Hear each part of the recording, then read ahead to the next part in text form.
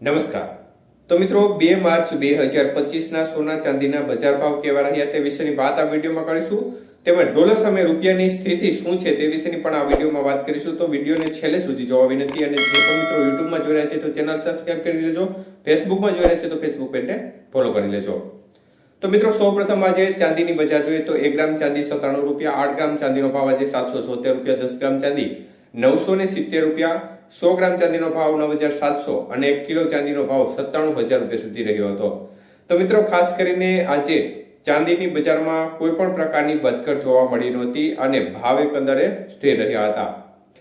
તો વાત કરીએ આજના 22 કે સોનાના ભાવ કેવા રહ્યા તે વિશે.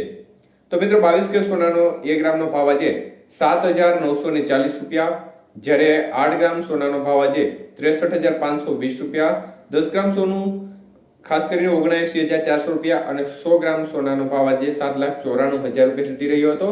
તો મિત્રો 22 કે સોનાના 100 ગ્રામના ભાવમાં ફરી એકવાર 2000 રૂપિયાનો ઘટાડો જોવા મળ્યો હતો.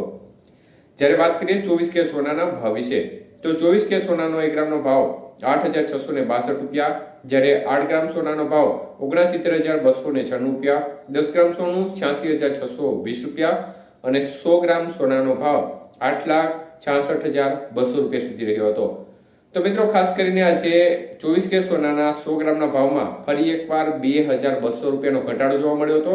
જ્યારે 24 કે સોનાના ભાવ જોઈએ તો 24 કે સોનાનો 1 ગ્રામનો ભાવ 6497 રૂપિયા, જ્યારે 8 ગ્રામ સોનાનો ભાવ 51976 રૂપિયા, 10 ગ્રામ સોનું 64970 રૂપિયા અને 100 ગ્રામ સોનું 6,49,700 રૂપિયા સુધીની બજાર રહી હતી.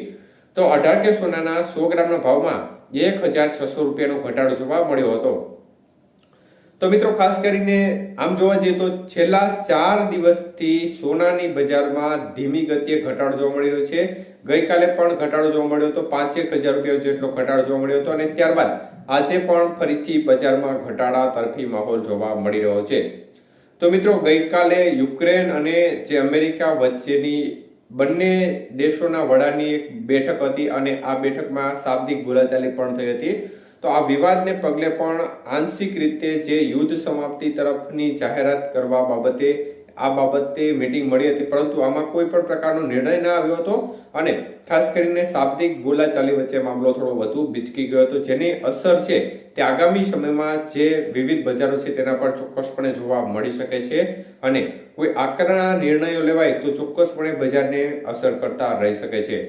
તો મિત્રો ખાસ કરીને આ પ્રકારની સ્થિતિ વચ્ચે ડોલર સામે રૂપિયાની સ્થિતિ જોવા જઈએ તો ડોલર સામે રૂપિયો છે તે સતત નબળો ફરી એકવાર પડતો નજર પડી રહ્યો છે અને 87 રૂપિયા 47 પૈસા નજીક ડોલર સામે રૂપિયાનું મૂલ્ય જોવા મળી રહ્યું છે. આભાર.